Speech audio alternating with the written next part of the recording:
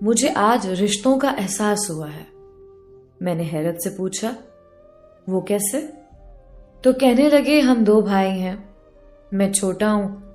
माँ बाप के मरने के बाद हम में दूरियां बढ़ने लगी।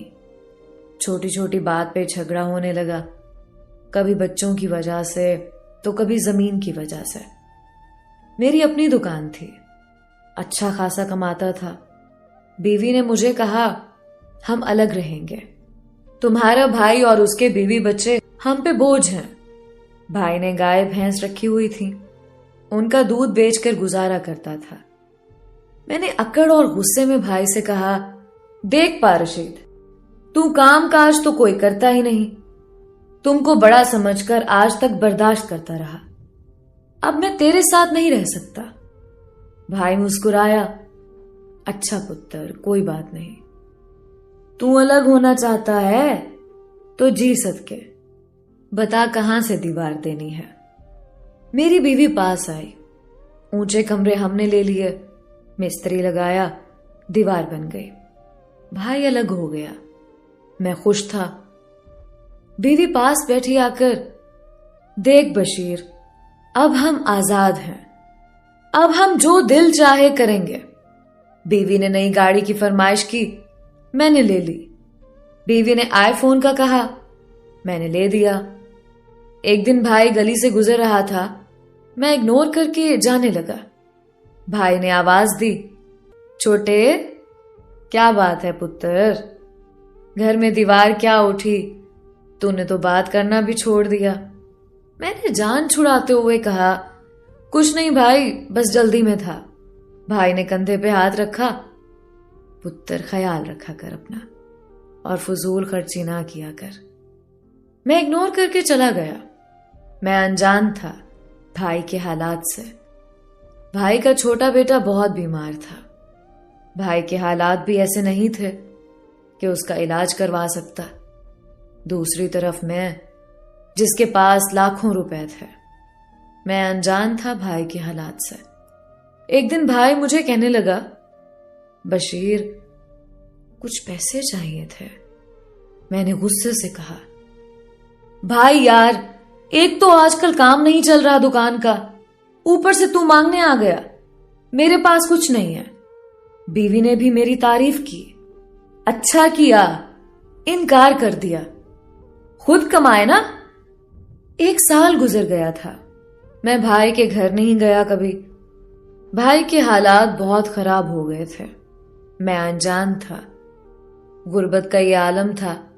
भाई ने किसी से उधार लिया हुआ था, उधार वाला घर आया, भाई को गालियां दी, बहुत बेइज्जत किया। मोहल्ले वालों ने बताया, मारा भी था उन लोगों ने भाई को। दूसरे जाने भाई का बेटा मौत से लड़ रहा था। मेरा दिल तड़पा तो था, लेकिन मेरी बीवी ने मुझे रोक दिया। हम क्यों ये मुसीबत अपने गले में डालें? मैं भी रुक गया। फिर भाई का बेटा फौत हो गया।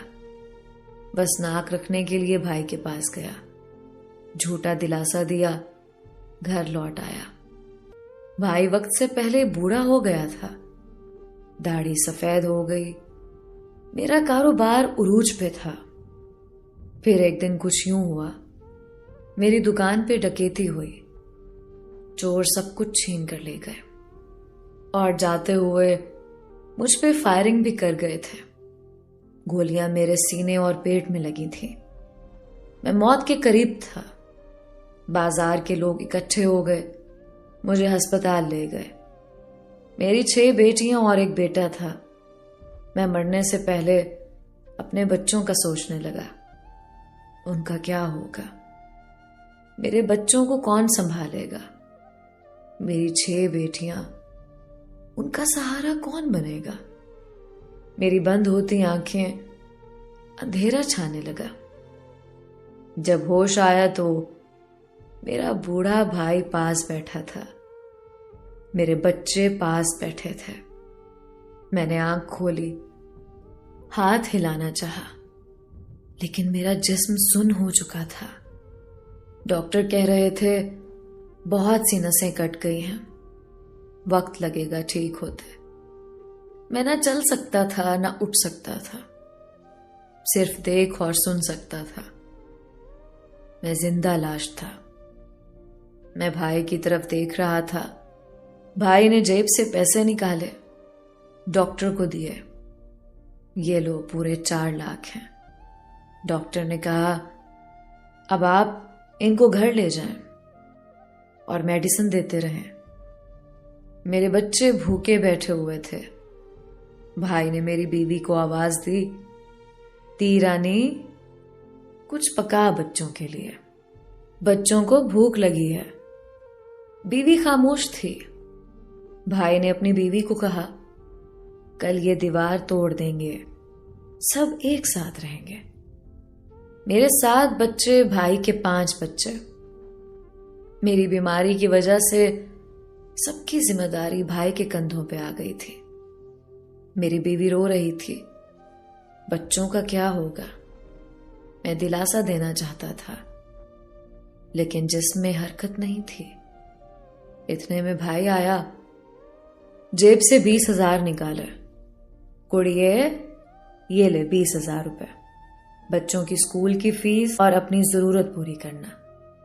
परेशान ना होना बिल्कुल भी। मैं तेरा बड़ा भाई नहीं, तेरे बाप जैसा हूं। बस बशीर को वक्त पे दवा देती रहना। भाई ने मेरे इलाज के लिए अपनी गाय भैंस बेच दी। रोज शाम को मेरे पास आता, मेरे जिस्म की मालिश करता, बच्चों को गोद में बिठाकर प्यार करता। भाई बूढ़ा हो चुका था, लेकिन हिम्मत नहीं हारा था। मुझे बिस्तर पे पड़े 5 साल हो गए थे। बच्चे भी जवान हो रहे थे। एक दिन भाई मेरी शेव कर रहा था। मेरी नजर पड़ी भाई के हाथों पे छाले थे। भाई ना जाने कौन सा ऐसा काम करता था कि हाथ जख्मी हो चुके थे। मेरी आंखों से आंसू बहने लगे। आखिर अपना खून अपना होता है। आखिर भाई भाई ही होते हैं। मैं भाई के हाथ चूम लेना चाहता था। मैं भाई को सीने लगा लेना चाहता था। इतने में मेरी बड़ी बेटी पास आई। बड़े पापा, मुझे कॉलेज की फीस दे दें, कल आखिरी तारीख है। भाई ने सर पे हाथ रखा। अच्छा मेरी धी रानी, मैं शाम को ला दूंगा तुमको पैसे। भाई ने जूता पहना, तेज कदमों से बाहर की जानिब चल दिया। भाई का टूटा हुआ जूता, फटे पुराने कपड़े। मैं चीख चीख कर रोना चाहता था, लेकिन जिसमें ताकत नहीं थी। फिर आखिर 7 साल बाद मैं ठीक होने लगा और चलने फिरने लगा। मुझे एहसास हो गया था, आखिर भाई भाई ही होते हैं। मैं इतना कहूंगा, ना झगड़ा करो आपस में। जमीन जायदाद सब पल भर में खाक हो जाता है। सिर्फ साथ निभाते हैं तो रिश्ते। हम अना, गुरूर और दौलत के नशे में रिश्तों पे थूक देते हैं।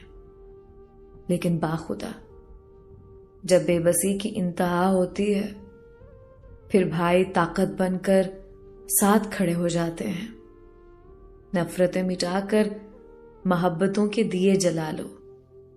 अपने भाई से नाराज हो तो सुलह कर लो, कि इससे बड़ा कोई नेक अमल नहीं।